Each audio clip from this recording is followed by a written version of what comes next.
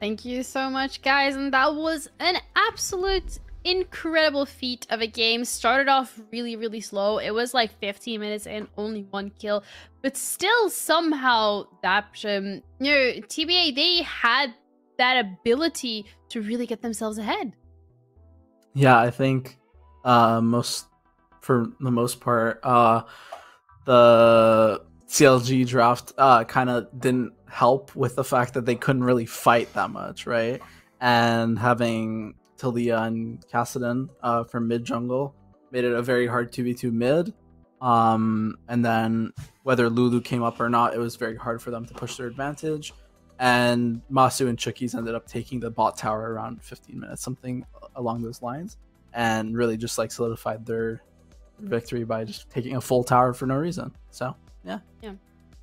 Besides the couple of issues that we saw in the macro play, veteran, the draft specifically from CLG, it was a really heavy focus on that late game. It was a double AP. You have the AP in mid, but also in jungle.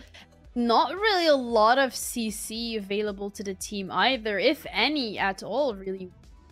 What was that draft? What do you think was the biggest issue? I mean, the Kassadin pick mystifies me. It ended up being against multiple AD champs. You only saw Victor as the sole AP in mid lane at the point at which you picked it. Ended up against 4 AD plus Victor. Obviously, Kassadin is a champion that prefers to be in those situations where he's against multiple AP. He does have really strong builds that can go into multiple AD champion zone. Those builds also help if you're not able to burst the opponent. So you should be thinking about Conqueror, Riftmaker builds, potentially going into Frozen Heart, etc. later on, given that Victor's the only real AP damage you have, and Frozen Heart can shut down so many people on that team. Instead, we saw him come in with Electrocute, and then go for a more burst-oriented build set up with that, but then go into the Everfrost, which makes it more of a utility-based pick, and just not seeing much damage coming out of it, much threat coming out of it at all. I didn't understand the purpose behind this pick. It just gave a pretty free lane to Robbie Bob for most of the game. He absorbed so much pressure. Lol Pally still did come in to try to set things up along with Makeo, but ultimately the damage just wasn't there for it. And on the scaling note, sure, you see Gangplank, you see Kassadin, you immediately think scaling, but I see Ornn and Senna, and I'm also thinking scaling. I see Victor, I'm always thinking scaling. And they have the range. So much was basically on Aaron, but all the damage he's going to do to Ornn, etc. is just going to get healed up by Senna. The draft put them in such a difficult position in fights. I didn't necessarily see them being able to win side lane because they're against Senna being able to match globals as well, and they didn't have that much damage themselves. I don't see what the plan was with this draft. You know, no amount of map play is going to help if you can't contest anything at any point. Yeah, and that was definitely one of the struggles that we saw coming through from CLG Fate. They were very much unable to contest anything. They finally got that one Drake towards the end of the game, which, you know, the first 3 Drakes unable to contest that. A couple of Heralds coming through. If anything, when they took that Drake, the Cloud Drake was laying that soul for TDA, they still lost 2 towers in mid, including the inhibitor as well. So Daption, besides the draft, the macro play coming through from CLG Faith, what do you want to see change heading into the next game? I think number one is finding who the facilitator on the team is. So for example, if you have a Aphelios Nautilus bot, you have them like get ganks from jungler and then getting that bot lane to shift into mid to maybe shift into top. And that's some way you can play the game. But unfortunately, with the cards that they were dealt, it was a little bit hard for them to, you know, do that. And just having someone that's designated to, you know, be able to move around the map and maybe help facilitate those plays will be one of the greatest points in CLG's book, I think. Yeah, let's have a look at the first replay, veteran, that we saw where a bit of a skirmish breaking out in mid and CLG Faith not really coming out on top. Tell us what happened there. Okay. Oh, sure. So here, I remember Draco tries to have a big hero moment, but ultimately you do have to look for picks. He sees Senna trying to recall there. He tries to go for it, but he just ends up getting caught out by the whole team. Topo there didn't even bother using his ultimate on him. He knew the guy was just completely cornered. Yeah, this was a very easy pick for them, but you can see the desperation that CLG have there. Aaron does go in, tries to get some burst out, but look, immediately countered by Tom there. You have countered by Senna herself. You have so many different ways they have to survive any amount of burst. All the damage is on the side of the team that also has all of the sustain. It's a very difficult situation. And then Town here, he goes in, he gets his combo, gets his Everfrost and Electrocute out. It does almost no damage whatsoever. And then you have Alan on the side here doing as much damage as he possibly can and trying to follow up and engage himself. But look, they just cannot follow up anything with damage here. It just does not exist for CLG. So that might have been the best case scenario that they get. They're actually resets ahead of their opponents at this point. They potentially have itemization ahead of them at this point. They do lose Draco at the start, but nothing that they set up there could be followed up with any actual burst or any actual damage, and ultimately they just get out-sustained in these very long drawn-out fights by Senna, who does both. Yeah, and let's also have a look at the second replay adaptation, where kind of something very similar plays out for the side of CLG Fate, and it was actually the last fight as well of this game specifically. Yeah, I think around that fight, CLG is just trying to desperation play, and Lopali is running in because no one else is willing to run in because they don't really have a tank on their team. Lopali ends up dying to, I think it's Tom Kanj. And then they try going in on the team with a Tom Kanj. He gets eaten out of Zanya's, and this fight is just so doomed for the side of CLG. Draco's getting ran down, and he ends up dying, and leading to the finishing push for Team Pending. And yeah, that's pretty much how they win the game. They can't contest anything, and it's just a hard situation to be in. Yeah, these drawn-out fights really working in the favor for TBA. They really specifically picked for that. You have the Ornn, you have the Senna, you want to play to your strengths, whereas CLG Fate didn't get that opportunity to scale, they didn't get the opportunity to really go for that playstyle that they were aiming for. But even if they did get to the late game, I think the question will always remain, is that draft going to be able to kind of live up to the drawn-out fights that TBA wants to go for? Because they've continuously forced CLG Faith to play their game. They've continuously made sure that they're exactly getting what they want to be getting out of these comps. So that's a little scary for CLG. Let us know, guys, your thoughts on Twitter. Don't forget hashtag #WeAreUnified, and maybe your tweet is going to be popping up on the screen at some point during the game.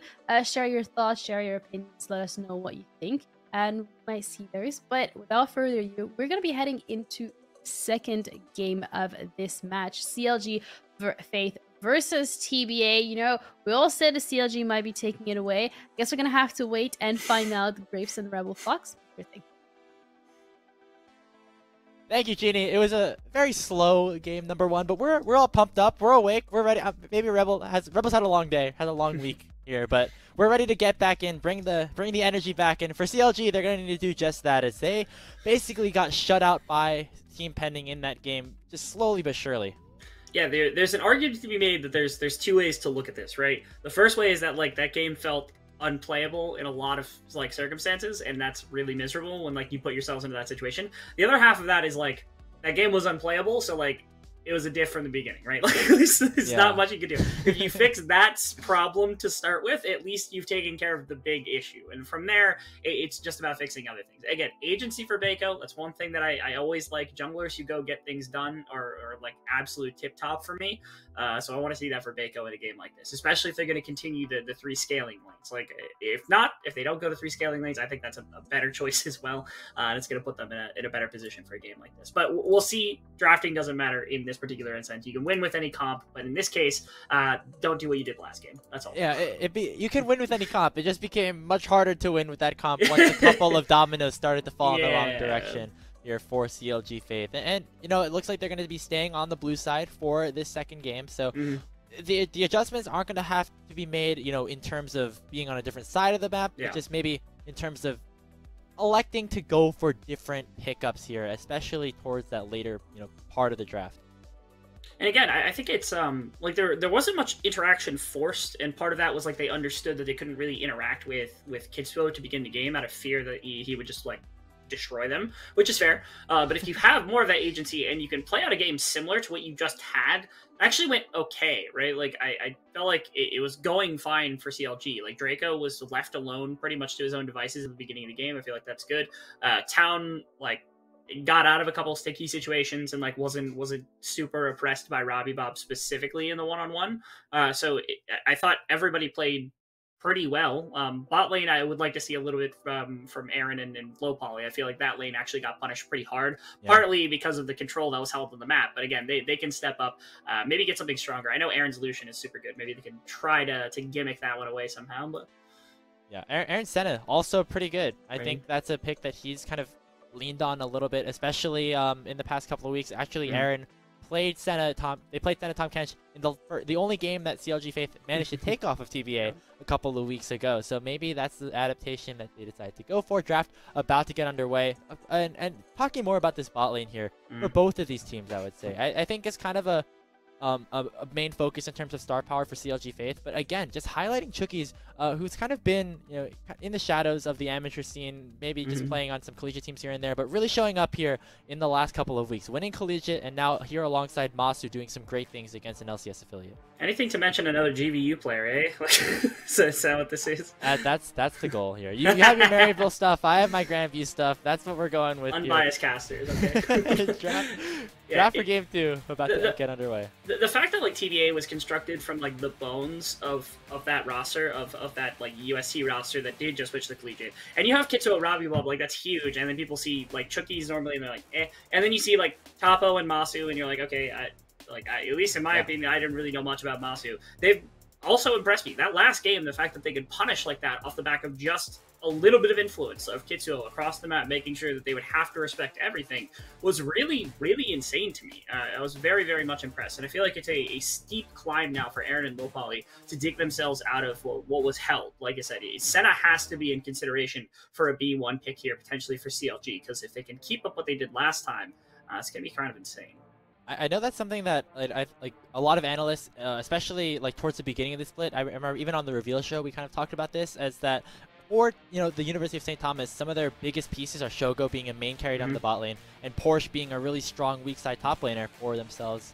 But now those pieces gone. Maybe people didn't rank TBA as highly, but Tapo and Masu have fit in very, very well. Kitsu, Robbie Bob, and Chookies continuing to do their thing, their national championship worthy thing, mind you, as we'll look to see if they can continue this sweep, make their way into top 8. Seeing the same bans here on both sides at the moment. Draco, I mean, I just feel bad for Draco at this point. He's not allowed to play the game. Sorry for existing, I guess. Yeah, Draco's in my favorite place to be, Misery, right now. So, so I spent 2 years of my life. It's always fun. So, TBA obviously understands. I got the it took me a second. I got it. Yeah. There we go. Yeah, that wasn't just me. Like, yeah, I am sad. Like, no, so I was trying to make a fun there on that. Yeah. Oh, wait. Okay. Yeah. Okay. That actually, I think TBA actually has a great read on that, knowing that they were going to be one Senna. Like, they probably needed to in order to remove it from Masu and Chookies. So they just say, nah, you're not getting that. You can have a top laner. That's fine. Instead, Viego, we're going to get locked in here for Baco with that Senna taken off the board. Camille, notably still available here for Draco if they want to kind of select that in that first rotation. But I really like this out of Baco. He played it in both of their wins against 300 and now finally gets his hand on that champion again.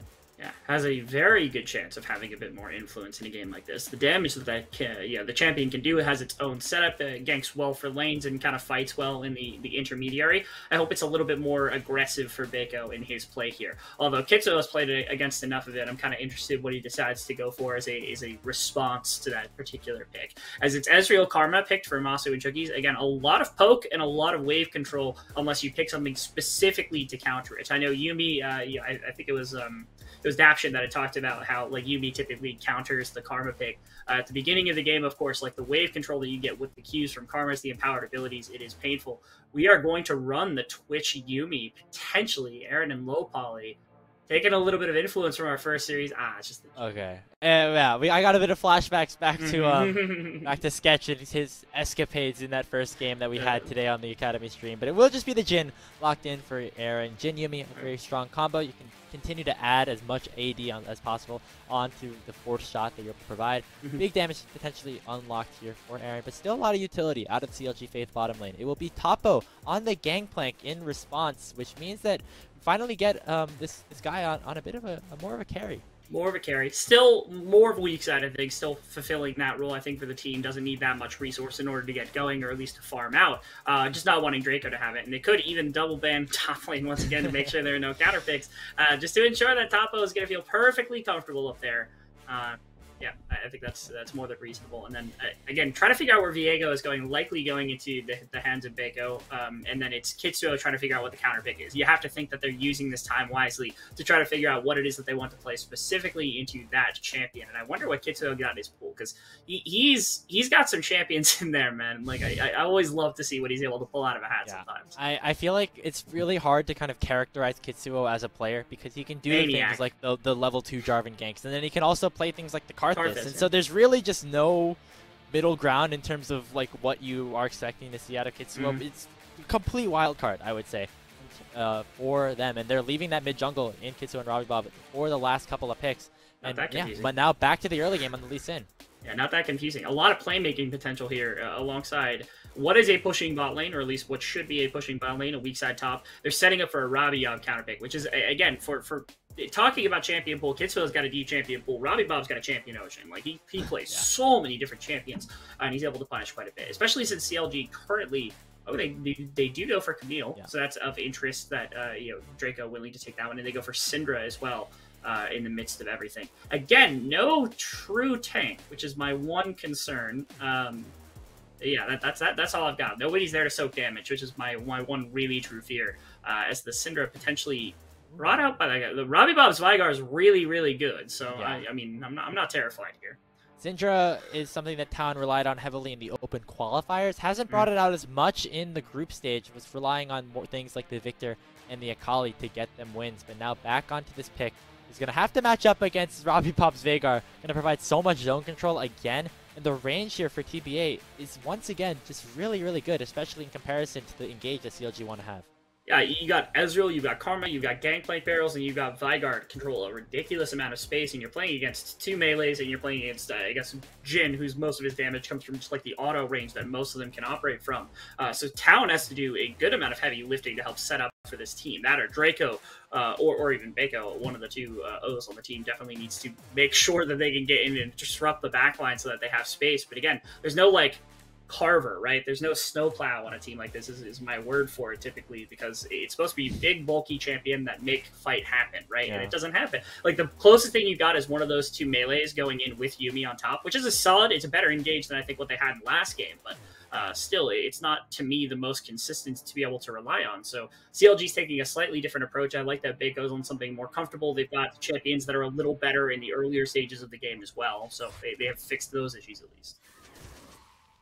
CLG have to pull out a little bit more of that faith in order to come back here. Make their way into the quarterfinals. Team Pending looking to continue their winning ways, or at least some of their players, as they, again, look to make another bracket run towards the finals of whatever respective tournament that they are in. It is game 2 between CLG Faith. We get the logos again. It's just so good every time. Cracks me up, man. It's so good. Just the skybox illuminated with the most wonderful logo. It was also so easy for me to draw on the back of my wall as well. Yeah, I'm sure. Yeah, you I had paid the them. Cincinnati Fear one, which took me like an hour. It was like so many like intricate things back and forth, and then I had Happy Face, and so it was a bit of a trade-off either way. It's a Venmo gap right there. He's making sure that their logo is nice and easy to draw. That's pretty nice. Okay. What happened here? I see a ward was placed in the bottom side of the map. They want to make sure they get jumped into that, or they don't get jumped by Chuggies and Masu immediately, which is always a real fear. That's why that ward goes down. I know this happens in so many games, and like just to describe this again, you put that ward down so that somebody can't stand in that brush, and then just like hit you with like empowered karma Q, and then you lose a quarter of your health to start the lane. So they both see each other. They both know where we are. They're playing dumb right now, but come on, guys.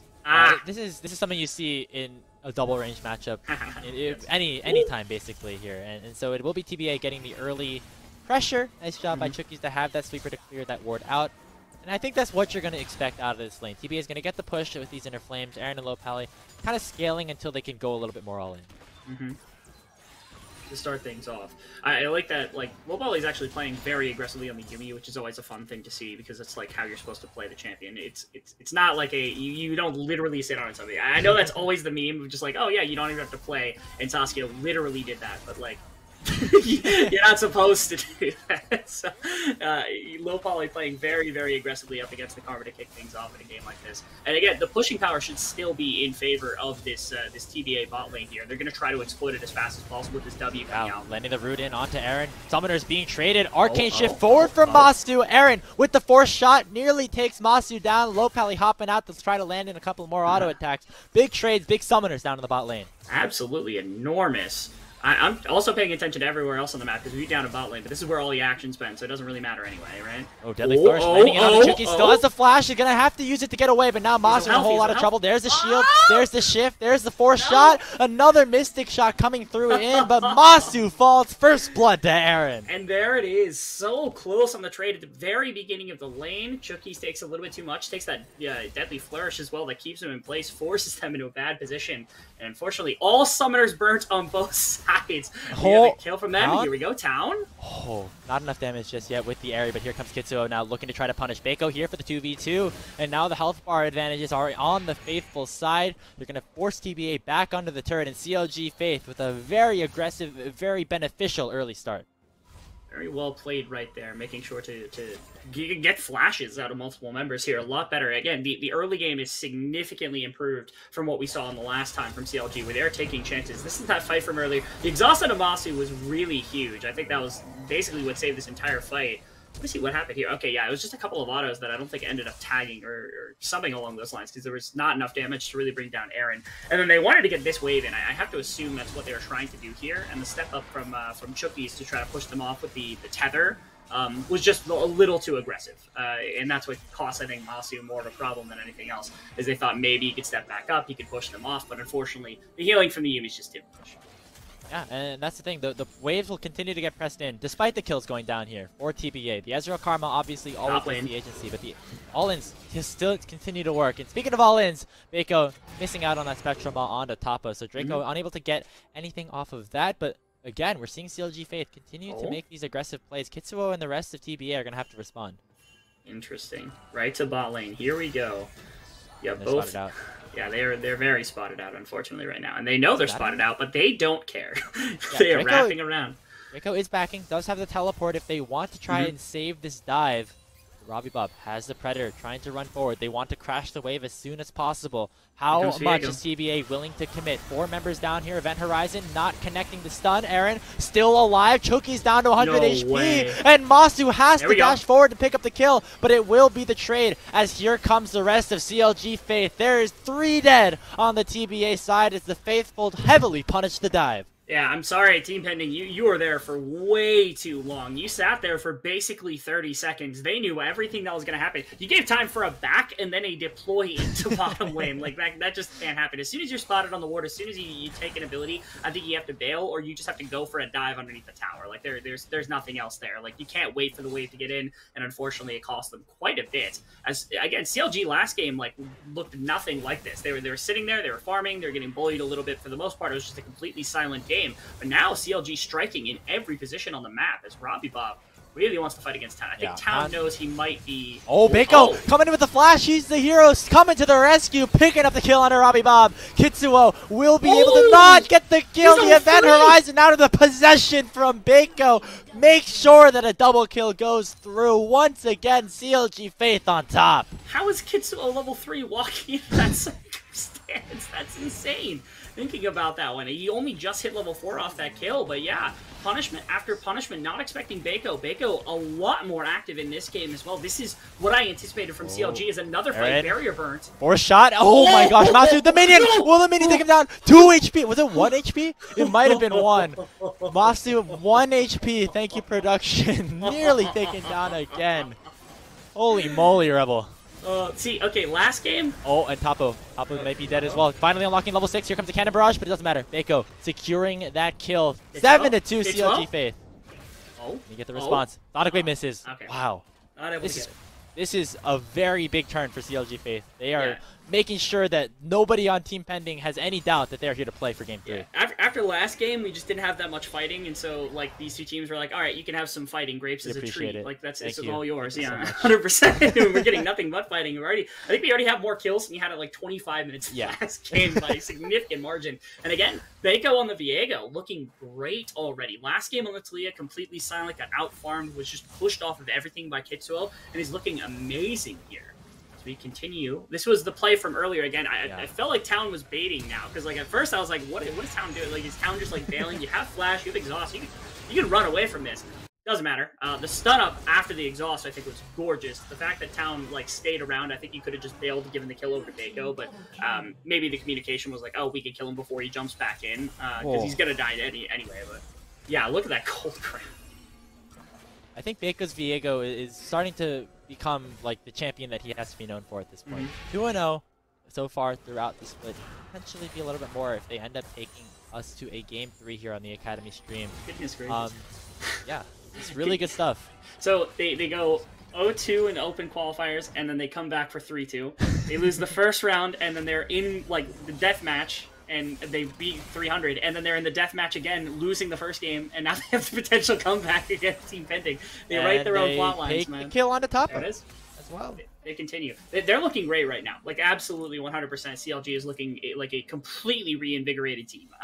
Last game, like, that team's gone. Like, there's nothing else to say about it for the most part. Team Pending, like, they still have Ezreal, they still have Gangplank, they still have Vygar to rely on if they do get to that point in the game. They're only down about 2,500 gold at this point, but, like, it's a significant enough margin that, like, it's pretty good. Like, they're in a great place, especially with Baco being so strong. It is very good. Baco, again, is looking so much better this time around here on the Viego, where he's able to get the more agency and make some of these early game plays. And this is a player that, again, wasn't necessarily listed as the main starter, has had some struggles throughout both his time in amateur last split on Supernova, also on Arizona State back in the past, but now finally on another top tier amateur team and making it all the more worthwhile.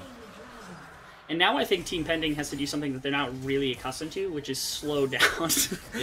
Normally you don't say that about Kitsuo, but this feels like a game where you really have to kind of pay attention to everything that you're doing, and you have to be you have to know what's tangible for you at certain times, and not just like, okay, we should go for this or go for an aggression. You kind of have to know. Aaron, I know he was thinking about flashing for the auto attack. I could see him with his finger over the key. Here's Kitsuo standing on a ward. It feels like TPA is a little bit desperate here. They know they're pretty far behind, but they just have to feel like, it feels like they just have to keep continuing to go for fights. Kitsuo continuously attempting to look for dives and not really finding much. He's played to bottom side a couple of times. So has Robbie. Both of them are just trying to get down there as best as possible to try to shut out the Jhin and the Yuumi combination. But it just hasn't worked really. Again, the Ezreal's not terrible at this moment. He's leading by 10 farm. He has the kill at least, to work with. So it's not completely like economy list right now for Team Pending. Again, it's just that like if you want to play super aggressive early, this was like the start of the game. You have no longer boats. That's a possibility. Robbie Bob's getting ganked once again. Baco covering so well for Town this game.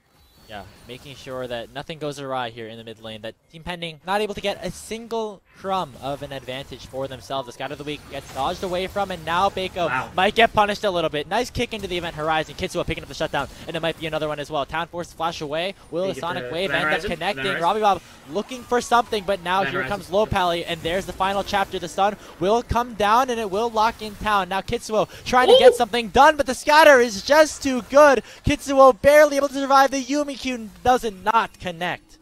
Got a little suspect there at the very end, but Kitsuo, apparently knowing damage is better than anybody, he's able to sneak his way out of that situation by just the hair of his chinny chin chin, and he's able to get a kill, traded back, and a shutdown also. 700 gold is a massive amount. I wish it had gone onto Robbie Bob. I'm sure they wish it had gone onto Robbie Bob as well, but they did not want that one getting away, because it's a good amount of money that's now for Kitsuo. As bottom lane, Masu fancies his chances again. Another 1v1 unfolding. Heal and barrier both popped, and Masu is just winning out the trades with the auto attacks, taking down Aaron in the 1v1. I can really appreciate that Aaron was trying to use those minions to make sure that he was blocking the Qs as much as possible, reducing that DPS of Masu to the best of his abilities. But props to Masu being able to take that one-on-one, knowing the damage, and knowing that even through the barrier, Aaron was not able to win that, or at least he had the items to not be able to win that. So Masu taking a little bit of advantage. Team Pending striking back at a couple of places here. The shutdown onto Baco was a lot. Masu getting the solo kill, a couple plates down here also probably will serve them pretty well for being able to contest. Again, I still think they play slowly, but again, set up plays like what they did around Robbie Bob on the top side or in the mid lane, it's exactly what we're looking for right now. The gold lead only down to about 1,000 at this point, so it is still anybody's game right now. You know, Team Pending coming back, they pick up some significant shutdowns, getting some big kills in some big ways, and things are looking good for them right now. But up in the top side, Draco is on the Camille against Topo, and you know what that means. It is just going to be a lot of damage going down, but a nice flash out keeps Topo safe. Now Baco might be in trouble again, has to flash away, but the damage is just too much as Kitsuo gets his revenge once more. Curtain Call doesn't do a whole lot, and now Masu trying to lay in the aggression. Aaron trying to dodge away the Mystic shots, but Masu takes him down, fighting this out. 1v2, Town falls on the backside of the fight. Team Pending, get back into this game. They're just winning every fight everywhere. Top lane, he gets a flash out. Topo gets to leave. And then right here, it actually breaks into a number of different fights. It starts off, first off, the combination of execution damage from Lee Sin and from Vigar is just making this so miserable. Look, Baco gets executed from like basically 80% health as a combination of those two abilities. The Jhin also getting his positioning tested by Ezreal, and the fact that Masu wins that bottom right fight means nobody has to go support him. So they can just focus on bringing down Town on the other side. And I think grand scheme of things, they kill everybody. It's like that's 2 kills for Masu. That's more kills also for the Lee Sin. They're feeling great. Yeah, look at that gold disparity. It started off with like 2,500 gold lead for CLG Faith just minutes ago, and now Team Pending is back. And this time you can argue, Rebel, that it's TBA with the potential scaling advantage. You have Veigar for Robbie Bob. You have the Gangplank here for Topo. Masu looking very, very strong at this point. CLG is a team that needs to go in and kind of assassinate everybody on the team before they can do anything about it. Doesn't seem like they're falling just yet very easily right now. That's the really nice thing about having, like, you've got Syndra and you've got Jhin who have instant damage, right? Like one big shot from Jhin, one combo from Syndra, their health bar's chunked down half, and then that's like your whole combo. And that's what you want when you're when you're an execute champion like Viego. It's that like when their health is chunked that low, there's no response to it, and then you just jump on top of them and get a reset. And I think that's the intention behind this, is instantaneous damage into Baco being able to take things apart. And you know, low poly on the Cat right now is just the best option. I mean, Yuumi is just, you throw an ultimate on top of a team of members, and like, what are they supposed to do to actually get out of it? I guess is their plan. Yeah, now it's CLG with a bit of desperation, potentially trying to find a kill. Draco falls. Topo surviving enough time to get out of that 1v3 with a kill. I watch mid tower because again, Aaron actually is in a little bit of problem sense. Yeah, there comes the final chapter as well. Event Horizon will knock down Low Pally. Big kick in onto 2. Aaron will fall, and so does Low Pally. 4 members around the mid lane for TBA, as the tower will certainly fall as well. Really, really patient right there, actually, from Kitsuo, waiting for the Yuumi to jump out. Low Poly jumps, I think, to block some projectiles and gets kicked in to disrupt both the ability to reattach and also as the stun into the other member as Chucky's caught up. Oh, big damage here. There comes that Heartbreaker, and Baco finally gets one back here for CLG, but what is a trade? Robbie Bob does so much damage, picking up his first kill of the game.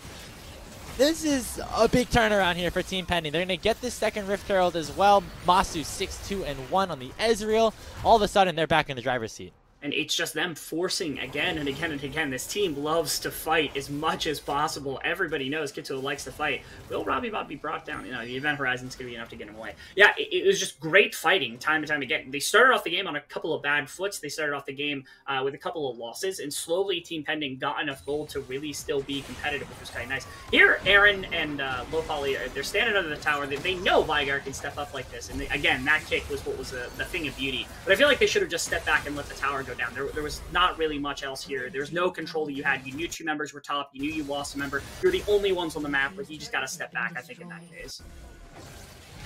Yeah, it looked a little bit suspect, all things considered there. And Aaron, I think, probably knew it and just decided he wanted to try and limit test a little bit, maybe just feeling bad about losing yet another wave to the likes of Masu and Chookies, who again are just playing so well. But topside continues to be the focus here for CLG. They're going to try to lock down Topo, but he still is able to survive, and in comes Kitsuo. Finally, a 1-for-1 is had, but Lee Sin does so much damage. Draco having hook shot away, but the Sonic Wave still connects. Does Kitsuo go for it? He's under the tower, and Draco goes down. Masu and Chookies here to try to finish the job, and now Aaron has to flash away from the tether. Deadly Flourish coming down as well. Town has to try to make the plays, try to get the trades back in terms of the kills. Chookies now might be the sacrificial karma as the 4-shot lands onto Masu as well. Town looking for that scout of the week. He will be flashed away from, but here comes Kitsuo once again. Same time, same place, same solo laner going down. The exhaust comes through. The Unleashed Power gets stopwatched away from, and now Aaron is in a whole lot of trouble. Robbie Bob comes into the fight. It's a double kill for the Veigar.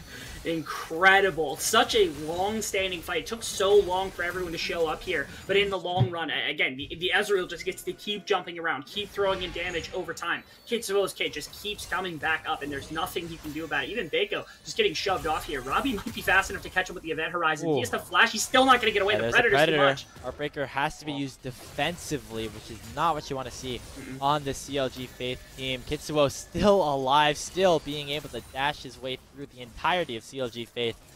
And still has the Rift Herald in hand as well. They didn't want to break open that top lane inner turret yet, I guess. They just wanted to continue to have that around their map. This is insane. Like, it's really incredible way the team pending. They started off this game on such a... Oh, okay. The hook shot may have got... Oh, it might have been favorable, actually. Too much damage. It's just too much. It's just too much. Boom goes Robbie. The primordial burst does just that as Draco falls again. This game started on such a good foot for CLG Faith, but again, it's just Kitsuo's unrelenting aggression, wanting to fight again and again, being able to shoulder just a couple of those kills, a couple of fights to dig himself out of the hole. Not to mention that, also Masu is playing insanely well this game. Like, again, not a name that everybody would know just on household-like properties, but Masu has been absolutely incredible with the Ezreal in this game and is making... He's just a menace. Like, I don't know what CLG Faith is intending to do after, like, he gets on the third item, but man, it's really, really easy. Masu is making this one look easy. And it's another really early inhibitor taken down here for Team Pending. They are looking so good. The turnaround is so impressive. We were really kind of setting the stage for a potential Game 3 to unfold here between these two teams. But I mean, just the amount of kind of resilience that this TBA team has had has been so impressive to watch. Really has been. And now they find themselves in a 7,000 gold advantage, 6,500 gold advantage. They've got a 20-stack Magi's. Oh, Robbie might lose some of those right now. They have to just keep looking for picks. This is the only way they're going to be able to get it. Big shutdown is kind of picked up there by Draco. 850 gold into his back pocket is certainly a welcome sight. Might not be enough, though, now. What else can you get on the other side of the map? Town with a nice scatter. Baco looking for the potential turn in onto Masu, but he's going to get locked in by the tether. There comes the cannon barrage as well. And Masu is now legendary on this Ezreal. 9-2-3. Oh, okay. Can't quite kill off Town with that, but yeah. Masu is so strong right now. They can't even take advantage of Baco being super strong. Again, the intention behind a composition like this is some pick, and a lot of it is you have a lot of immediate burst damage and you get your resets. You actually saw that with even Draco for a minute there, where, like, again, you jump in with a hook shot, you get your auto resets, and somebody's chunked for the majority of their health bar, and it's supposed to set up Baco just going crazy inside of a fight, but it just hasn't happened because they haven't put those pieces together. They haven't really found, like, Baco with the rest of the team being able to drop damage into anybody in particular. Instead, it feels like it's Team Pending who always is controlling these engagements, whether it's Kitsuo, whether it's Robbie Bob with the Predator, every single time. And if it's not, then it's Baco jumping onto single targets without a lot of his allies right there, kind of jumping into Masu, hoping he would have the damage, but didn't quite have it. And actually, Chooki's playing that one out miraculously. The Team Pending playing together, like, insanely well to make sure to overcome what was a very fast start from CLG Faith. And just to come off of so much League of Legends that a lot of these players have been playing just this past weekend. We kind of talked about fatigue in terms of Maryville and, you know, their kind of ability to play the game after, you know, late nights, long flights, and all the like. And it looks like the UST members are kind of showing them up right now as Town gets bursted down. What a play from Masu. Goodness gracious, Masu is playing so well. Ezreal's looking super easy, and now it's just going to be super easy Baron as well, because who is going to come contest them? There's no reason. There's no way that they can come contest them. And it's so fast as well. Look at this. Masu's putting out deeps right now. It's incredible. This team took what was a really rough position and just fought their way out of it, which is incredible. the young when you've got a hammer, everything looks like a nail situation. For Kitsuo, everything looks like a fight angle, I guess. Yeah, that's all they know how to do. Go in. It works. It worked. Exactly. Yeah, they pick up the Baron. They have Soul Point on their hands as well. They're just continuing to break open structures, continuing to just have unrelenting pressure, so to speak. And again, CLG Faith, they're trying their best to find some sort of pick in the areas that TBA seems to be weak. They're trying to 2v1 Topo, but he might get another trade. Baco barely surviving there in the 1v2, but look at the backside of the fight. It is not looking good. There goes Town. A nice pick coming out from Kitsuo as well. Draco takes down Cookies, but Low Pally will follow alongside him. A double kill in for Robbie Bob, and now it is just Baco and Aaron trying to defend the base. 3 going down in the mid lane means that there's just 2 members left to defend. They've got top minions with Baron buff sieging. I think this might just be the end of the game. It might just be CLG taking a step out of the tournament. They got to make a miracle save here, but I don't think they're going to let them. In from Baco, trying to lock down Robbie Bob, but the damage is too much. Kitsuo is unstoppable, and it doesn't matter if it's collegiate. It doesn't matter if it's amateur. If you've got these UST players on your team, you have nowhere to go but success. Town goes down, Nessus exposed, 22 minutes is the timer, and TBA are headed to the quarterfinals. Goodness gracious. Team Pending overcoming the early deficit, being able to take the 2-0 against CLG Faith. A lot of people thought CLG was going to do great, and like again, the addition of Low Poly,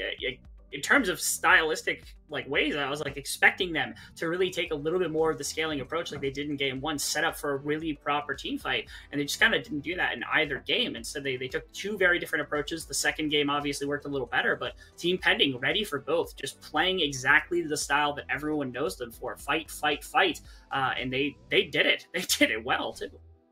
Yeah, and even in that slow-paced game, in game number 1, where we had 1 kill at 15 minutes, it was still TBA, trying to find advantages wherever they could. It wasn't necessarily in kills, but they got a whole lot of pressure coming out from Matsu and Chookies down in the bot lane, and it kind of spiraled into this next game as well, where again, CLG Faith were actually the ones with the really early lead. I believe it was 8 kills to 2 at one point, but the amount of aggression that TBA is able to continue to push in, how Robbie Bob and Kitsu are able to play together so well, it really spells good things for this team moving forward into the quarterfinals tomorrow. Yeah, we're excited for that 100% in the grand scheme of things. Being able to watch them go forward is going to be a thing of beauty. Being able to watch these players continue. And again, getting to watch Masu, who again is somebody that I don't think a lot of people do walking into this, and clearly having some great performances alongside Chookies. Another really, really well-established bot lane that's kind of contending with the best of them, which is really cool to see. Not to mention, we haven't seen Robbie Bob for a little while.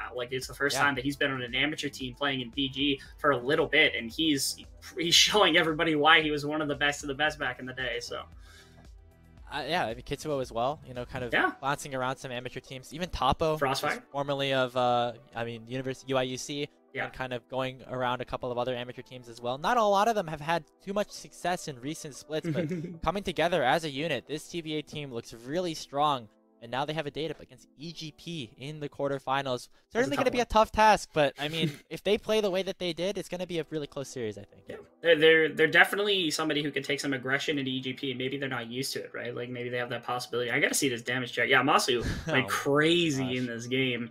I will say, there were times where members did well. Again, I still think that Town and Draco both had very good performances. Baco looked a lot more comfortable at the early stage of the game. Again, I don't think they really played to the identity of their composition, and that their identity also was a little bit skewed by the draft. It felt like that in both games a little bit, which is kind of it's upsetting, but it happens. CLG's got more time to be able to work with. They've got more time to be able to play with, and they'll be able to come back stronger next split.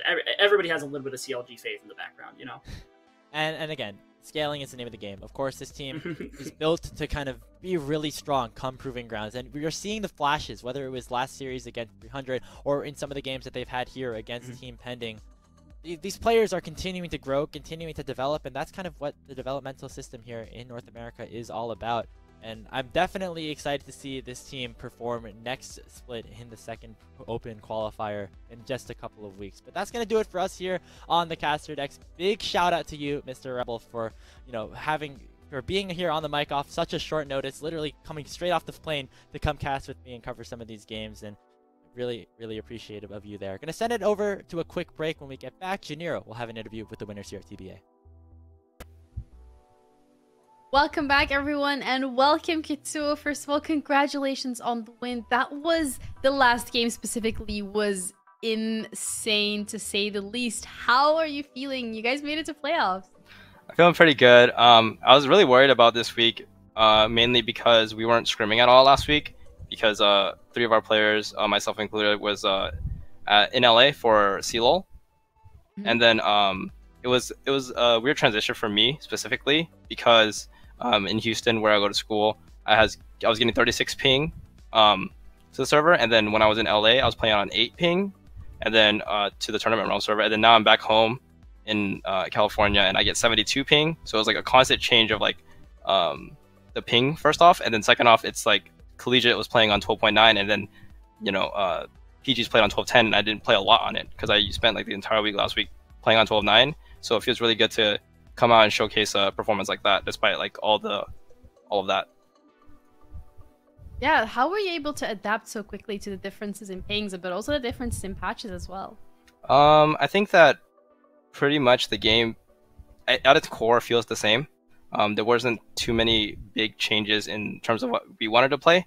Like we played pretty much all of PG top 16 on 12.10, so we kind of already knew what we wanted to play. All we really needed to figure out is what's next, or like what's new, and like what is there anything like OP that people are now playing that they weren't playing before? Is there anything we should be watching out for?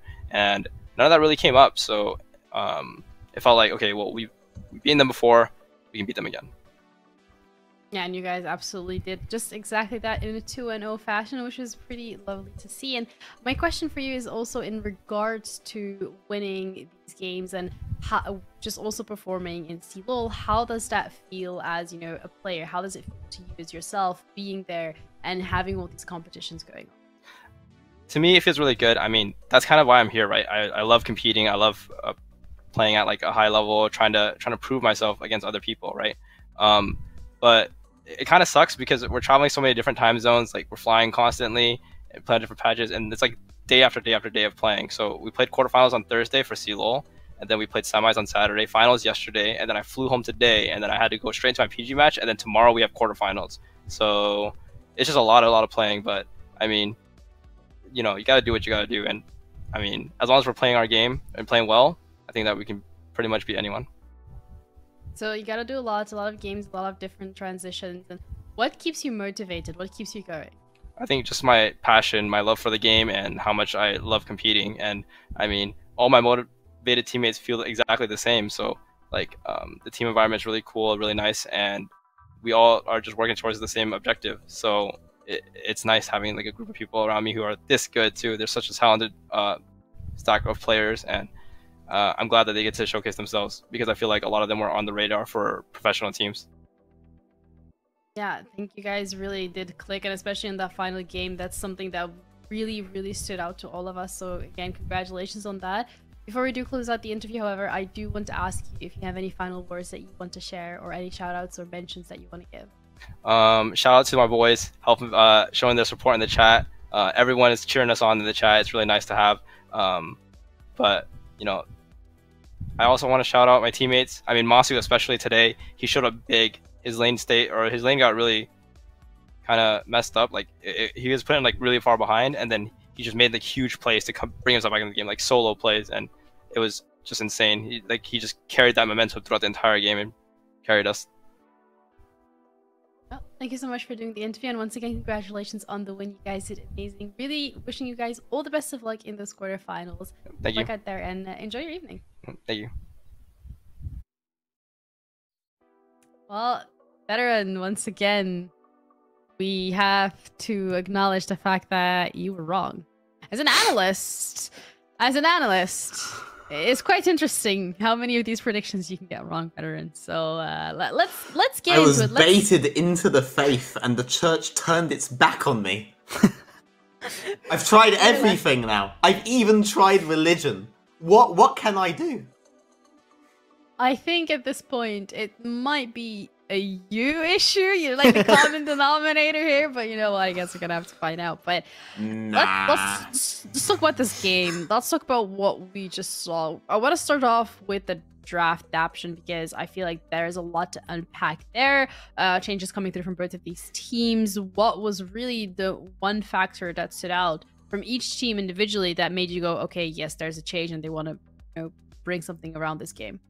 I think especially with Team Pending, they brought out the Ezreal Karma into and not banning Yuumi. I thought that was a really big mistake, but Masu coming out strong with the Ezreal just really shows his mastery of the champion as a whole. Yeah. And that ended up, going well for them, even though their lane state was so like horribly put behind. And that just goes to show how well Masu knows the champion. And then from Robbie Bob, I really like the Veigar pick because into Viego, Camille, Yuumi, they literally can't go up when you have a cage. So that pick from Robbie Bob really just like stopped the CLG from being able to make plays and like push forward their like game state. Yeah. Yeah, and I love how you mentioned the state of the lanes as something that we had a little bit of a discussion about. And we even have this first replay available that Veteran's going to be talking us through to hide. Yeah. Don't have the replay available, but we are going to be able to talk through this specifically, Veteran. The state of these lanes, just the fact that CLG, they were able to push so fast ahead. I know we're not going to have the replay. Let's just reimagine it and talk us through it, Veteran. What happened in those lanes? I feel like this was much less CLG pushing through early and much more CLG surviving by the IV drip of monumental TBA misplays over and over and over again. It's not even necessarily just the execution of the plays that was poor, but also the understanding of when their composition is going to be strong. This is a composition that is insane once you hit mid-game. But early on, there are advantages to the team on the left. Jin's pots make it so that if you can't just insta-burst him in lane, you're not going to be able to actually execute a long-form fight against them, which was the first misplay that happened bot lane. Ezreal Karma fell behind in a fight that they themselves opted into. They locked down the Jin, didn't have the burst because all that they had was the tier. Later on, they opted into another 2v2 where all you had was Sheen and one longsword on Ezreal. That's nowhere near enough damage to go against the Jin that is on this first major component. You had the 4-man dive that we were going to have a replay of from Veigar leaning down towards bot side. They just don't have the damage at that point to properly fill this, and it ended up being a trade in favor of CLG. You had these kinds of misplays across from a team that seemed to feel like they had to pressure early when they really didn't. Despite all of this, there's just so much utility on their side that once we got into the initial Drake play, the fights were squarely in their favor. You have Lee Sin kicking into Veigar cage. You have so much zone control from the Veigar and the Gangplank against the double dive of the Camille, of the Viego. And you also have Veigar acting as a control method against their low mobility, long range, and of course, that Yuumi. There's so many things that they have to deal with Yuumi in this draft. They didn't have to feel anywhere near as rushed as they did. Like, they saw the power their draft had later on. So yeah, it looked a bit bad from them early, but that was still on TBA, right? I don't feel like CLG ever really had a chance in this series. They more or less got choked out by TBA all the way through. Complete congrats to them. They were the better team. They came in very well prepared, and they carried it all the way through. Yeah, and the option, let's imagine, okay, I'm gonna set the scene. Your CLG Faith. You have all these skills, TBA, they gave you so many picks individually as well. You have all your items. You're like going strong. You see the Drake with your own eyes. The timer is ticking. It's down. You're like, okay, I want this Drake. This is the objective that I want to go for. You go for that Drake and just bang. It doesn't work out for you. And it turns out that TBA was actually stronger than you thought. What happened? I think a lot of what CLG was doing was that they just weren't following like a macro plan. Like when you're contesting a Drake, you have to, identify whether you're willing to fight it. If you're willing to fight it, or do you want to fight on the same side as them? Because, you can enter Drake from top side or bot side. And, mid lane or bot lane is what I meant. And a lot of that comes in factors of like what you're playing, how you want to play the fight. If you want someone to be on flank, like a lot of these things just weren't being considered, and then it just really showed when they unfortunately lost the dragon fight, right? So That's Sure, just I like mean, how it is. Sorry. I would even argue that if you're going to play a draft out like this, you can't go for neutral objective fights at all. Like TBA, we talked about before these games that they normally go for these really, really strong fights around River with priority on these objectives. You can't enter these objectives against Gangplank Veigar. They just have too much control of these choke points. The only way that you're going to face these guys is in lane. I think they should have tried to play for towers, play to try to push out their map state, but you know, we ended up in the situation mid-game in both these games where they basically had no towers taken, no real wide map states to just play laning phase through. But that is what should have been their focus. I should have seen CLG be the team making the plays to side, making the dives onto side, of being proactive like that. If they did that maybe towards top side where they had advantages on Gangplank, or even bot side when they got 2v2 advantages, then maybe they'd have more of a chance. But if they don't extend that laning phase, they can't contest this team in River. Yeah, unfortunately, that was their downfall because it kind of just went downhill from that. After that, you know, TBA started winning a lot of these fights, a lot of these choke points, and especially the util coming out from the Veigar. That Veigar cage was just a thorn in their side that they could not get rid of, and it would really break down the fight into two separate sections that allow TBA to get ahead. So unfortunately for them, CLG Faith, they're out of TBA. They're going to be going towards playoffs, so they're very happy about that. And there's been quite a couple of changes today. So the day 5 wrap-up specifically, as we mentioned, TBA, they're going to be heading through. We have Fear as well. They're going to be coming through as well. They managed to secure a spot in the playoffs. And honestly, guys, I want to ask if this is what we predicted. But I know our predictions, and I know that from the predictions that this is not how any of us thought it was going to be going down. That smiley from TBA's logo is so toxic. It's just laughing at everyone who was wrong in the predictions. It's like, is there anything more tilting than losing and seeing in the loading scene for next game like TBA 1-0? Yeah. They're just like smiling at you like, yeah, we got it. No, but we also all predicted that CLG Faith was going to take away the win. We were also wrong. It's kind of embarrassing, guys. Come on, we need to be better at this. Isn't this like our job? Isn't this like what we're here for? We're here to be right. But again, the standings have completely changed.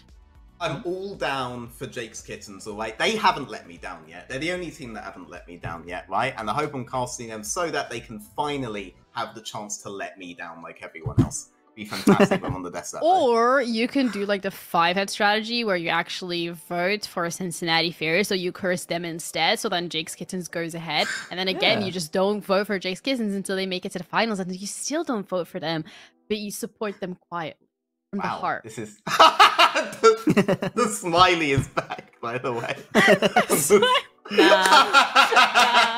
Nah, this is a new level of toxicity, guys. Come on, take it away, take it away. Off my screen. It's so good. It's so perfect. How can EG Prodigies prep for this match? Every time they have to bring up the team, they just see it. Every time there's a killer, just like smiley face. So, like I saw it in Twitch chat. But that's it from us. But before we do close it out, this time around, Daption is actually going to leave, you know, Mad Life himself. So any final words you want to share? Thank you to everyone at Unified for making this such like a smooth day for me, and I was really happy, you know, going through this entire broadcast and being able to like work with Unified and be on the analyst desk and like provide content to you guys. So thank you guys at Unified. Thank you, Janiro and Veteran and everyone on the team. And yeah, I hope to come back soon and be with you guys. Oh, thank you. I'm sorry that you had to put up with Veteran, but it was lovely to have you here today. We had a great time, and thank you so much, Veteran, as well, for being here. Great insights, great analytics. You guys are very smart when it comes to League of Legends, but most importantly, thank you so much to our sponsors for making this possible. We wouldn't be here without them, so thank you, Hyperex, Atlantic, and Zoe, for ensuring that we can be here on the broadcast and talk about the thing we love most in this world. That is League of Legends. That's it from us for tonight. Thank you guys so much for being here. We're going to be back tomorrow, and that's when quarterfinals are going to be starting. So make sure that you take that down in your diary so you don't miss it. Follow the channel, follow the socials. Stay tuned. See you guys tomorrow. Have an incredible